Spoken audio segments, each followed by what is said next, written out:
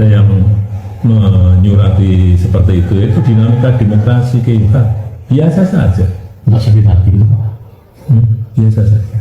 Iya, pemilihan presiden kemarin kan satu paket, bukan sendiri-sendiri kayak di Filipina itu sendiri-sendiri.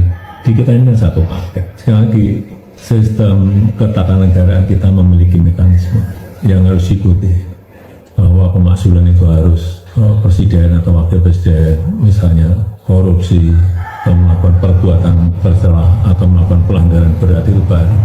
Purnawirawan prajurit TNI yang sangat serius mengusulkan pemakzulan Gibran.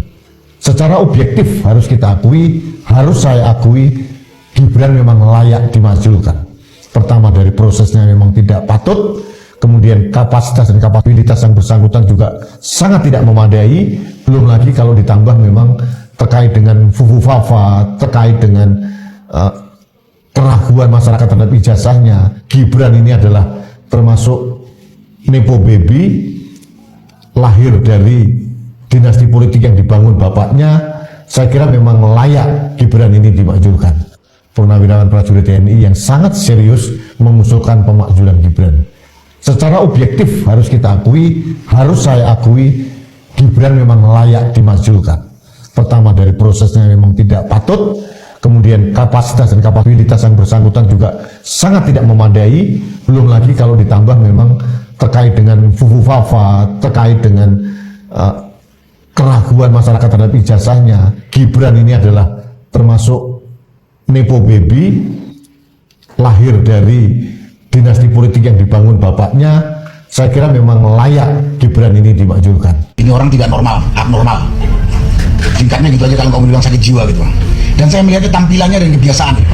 Seorang wali kota di kantornya mainan anak-anak dikumpulkan. Terus pada saat debat kelihatan sekali kelakuannya kayak anak kecil.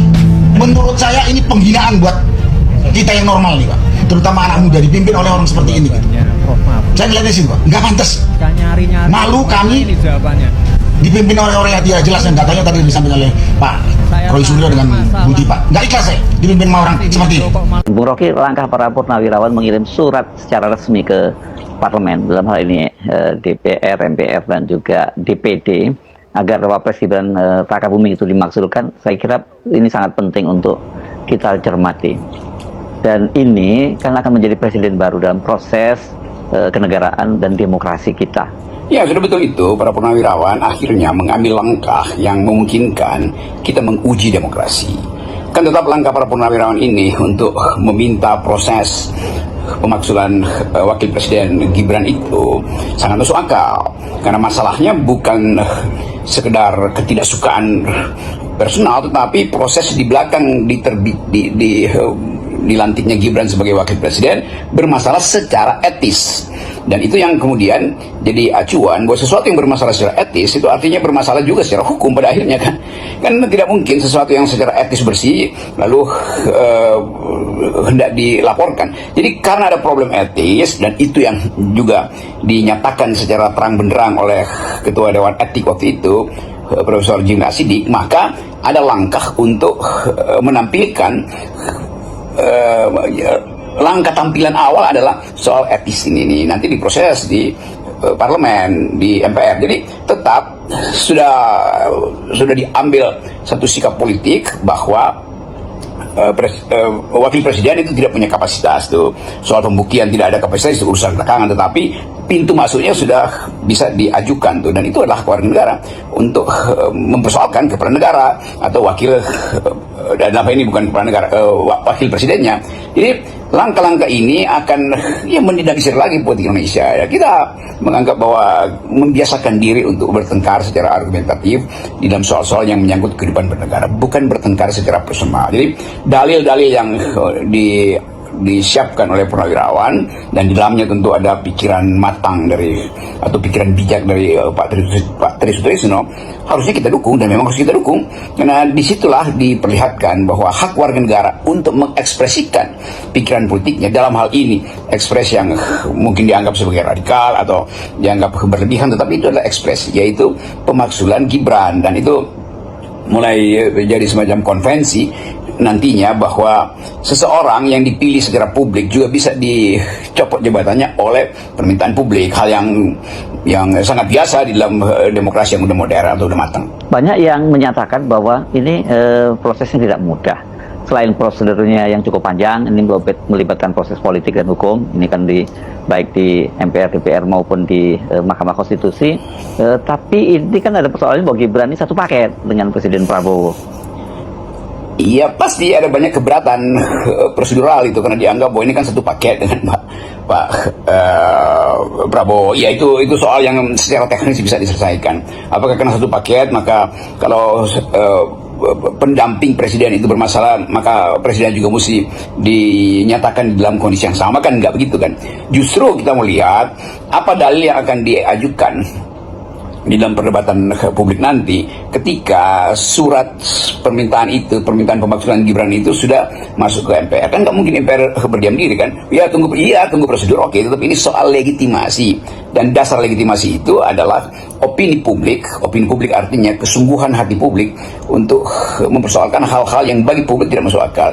Gibran jadi wakil presiden tidak masuk akal, Gibran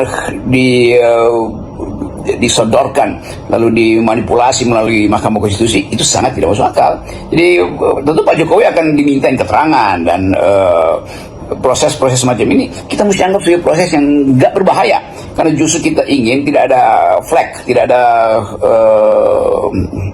ada goresan di dalam demokrasi kita. Sejak Gibran dinyatakan sebagai wakil presiden, justru banyak goresan di situ, karena kedudukan beliau itu dihasilkan dengan cara-cara yang oleh pikiran publik itu dianggap tidak layak, tidak fit and proper dengan tata cara bernegara yang benar dan baik.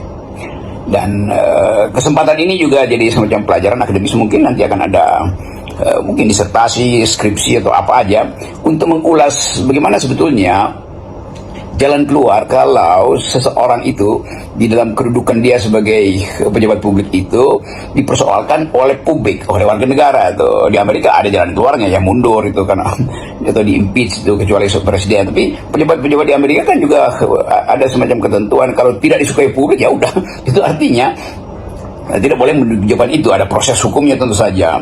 Di mana lagi, di Prancis misalnya, kalau seorang pejabat publik itu sudah dipanggil oleh semacam peradilan tata usaha negara, itu artinya dia bahkan nggak akan tiba di pintu gerbang PT UN Prancis itu, karena dia tahu dia pasti akan dibully oleh masyarakat. Maka sebelum dia dipanggil, sebelum dia memenuhi panggilan PT UN Prancis, dia sudah mengundurkan diri. Itu penanda bahwa etika bekerja itu, karena itu etika itu selalu ada di atas hukum. Kan itu yang kita sebut sebagai moral call, panggilan moral dari seorang yang paham tentang apa artinya mempertanggungjawabkan kedudukan publik, karena publik yang meminta maka dia mesti ya serahkan aja pada publik kan. Sama halnya dengan ijazah Pak Jokowi, publik meminta, kenapa nggak dikasih? Itu nggak ada hak publik mengetahui, itu privat. Ini bukan soal privat, dia kepala negara, dalam kedudukan publiknya diminta pertanggungjawaban ijazahnya, tapi disimpan selama 3-4 tahun, dan itu yang menyebabkan kegaduhan. Jika DPR memprosesnya, dipastikan ini akan menimbulkan keguncangan politik. Tapi saya pikir proses ini akan sejalan dengan akal sehat dari publik. Akan ada keguncangan politik, pasti dinamikanya muncul, karena Gibran diajukan bersama dengan Pak Prabowo dan didukung oleh koalisi pemerintahan ini kan. Tapi itu tidak boleh membatalkan ide bahwa demokrasi harus tidak boleh ada ketidakjujuran kan, itu dasarnya.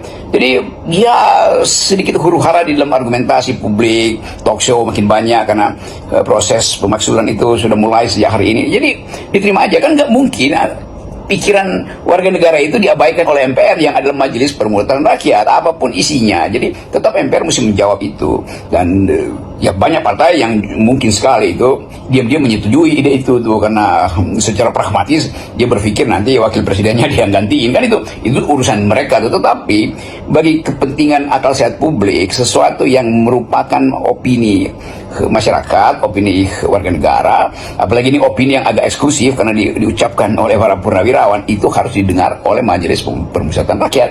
Jadi kita perlahan-lahan mulai membenahi demokrasi kita dengan mengaktifkan sepenuhnya yang kita sebut sebagai deliberatif, sifat deliberatif dari demokrasi itu. Percakapan antara warga negara adalah kehendak untuk menghasilkan kejujuran dan keadilan. Karena itu percakapan tentang fufu-fafa juga satu waktu akan masuk dalam proses yang sama. percakapan tentang Jokowi menyimpan 11.000 triliun, dari mana dia tahu, kenapa dia ucapkan, itu juga akan masuk dalam proses yang sama. Jadi kita belajar untuk jadi matang sebagai negara demokrasi, yaitu menghormati sifat deliberatif, sifat percakapan publik itu, dan itu sebetulnya yang jadi agenda utama demokrasi. Demokrasi itu kan mengolah percakapan publik supaya tidak ada yang bersifat personal. Selama itu dilakukan dengan the use of public reason atau public use of reason, itu artinya ada peradaban untuk mempertengkarkan semua urusan publik. Nama juga res publica, semua hal yang berhubungan dengan kepublikan itu harus dibuka. Jadi tidak boleh seolah-olah takut nanti ada kegaduhan. Enggak, itu sangat biasa itu. Dan saya kira juga masyarakat politik itu sudah memang bersiap dari awal. Kan nggak mungkin juga ini jadi isu terus yang akan membebani Presiden Prabowo sampai 2029. Tiap kali ada isu Fufafa, tiap kali ada isu maksulkan Gibran, tiap kali ada usul adili Jokowi, semua itu ada percakapan yang harus dikemas di dalam bentuk pertengkaran akademis. Karena ini soal tafsir akademis terhadap kedudukan seseorang di dalam jabatan publik dan telah melakukan pelanggaran etis. Di situ kita pertengkarkan pandangan-pandangan filosofis, pandangan politik, bahkan pandangan kultural atau pandangan moral. Tetapi sekali lagi demokrasi tidak boleh menghentikan percakapan publik. Peristiwa ini kan akan menjadi ujian bukan hanya bagi parlemen, khususnya ini partai-partai politik ya, bagaimana mereka akan mengambil posisi, sekaligus juga ujian bagi Presiden Prabowo, bagaimana dia akan menempatkan posisinya. Ya, Indonesia sedang bertumbuh. Presiden Prabowo berupaya untuk mulai menanamkan nilai-nilai kepublikan, mulai menanamkan nilai-nilai tentang hak rakyat, mulai menanamkan nilai-nilai tentang bagaimana berdemokrasi dari sudut pandang value, bukan sekedar institusi. Dan itu kita sekaligus uji apakah Presiden Prabowo juga punya ide yang sama untuk menjadikan Indonesia satu model percakapan demokrasi yang deliberatif. Kan itu pertanyaan etis kita hari ini. Tapi kita harus beri peluang pada MPR mempelajari kasus ini supaya nanti sejarah mencatat bahwa tidak ada yang disembunyikan. Dan ya, tukar tambah politik pasti terjadi, dan tukar tambah itu tentu juga harus dilakukan secara terbuka. Tinggal satu soal, apakah partai-partai dari awal ingin memberi komentar terhadap soal ini.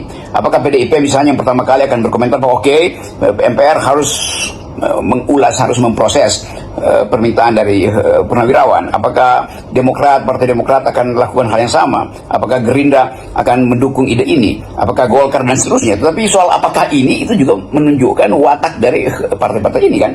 Padahal publik menginginkan ada kejelasan terhadap ijazah Jokowi, ada kejelasan terhadap status penyelundupan hukum yang dilakukan oleh Presiden Jokowi sehingga memungkinkan Gibran dilantik sebagai wakil presiden hari ini. Jadi semua soal itu adalah soal yang menyangkut kepentingan publik. Nah, karena itu jangan dianggap bahwa ini vendetta atau dendam, bukan. Semua hal yang dimulai oleh manipulasi ya harus dibongkar isunya. Ini kan juga datang dari corruptive mind, pikiran koruptif dari Presiden Jokowi yang memaksakan kehendaknya supaya dinasti dia itu bisa diinvestasikan sepanjang sejarah politik Indonesia 10-20 tahun ke depan. Kan itu juga buruk kan.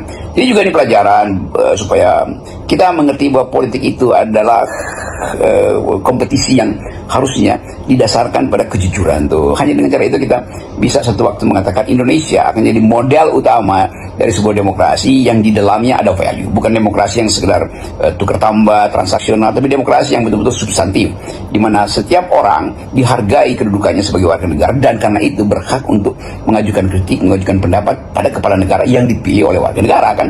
Dengan cara itu peradaban demokrasi kita bisa kita matangkan.